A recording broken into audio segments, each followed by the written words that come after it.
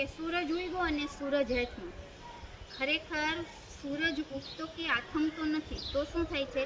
સૂરજ છે, સૂર્ય પોતાની જગ્યાએ સ્થિર છે, એ તો એમનામાં જ ઊભો છે. તો દિવસ રાત કઈ રીતે થાય છે?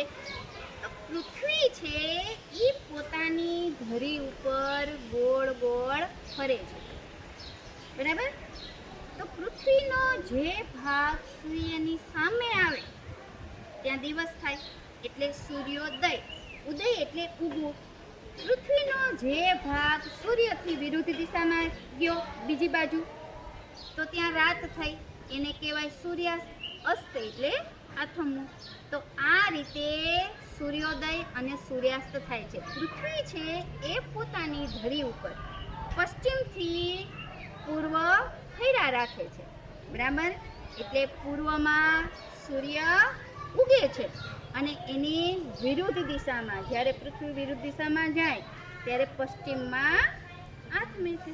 તો આ રીતે દિવસ રાત થાય છે, બરાબર? સમજાઈ ગયો? હા. તો પૃથ્વી કોણ ફરે છે? કોણ સ્થિર છે? દિવસ રાત કઈ રીતે થાય?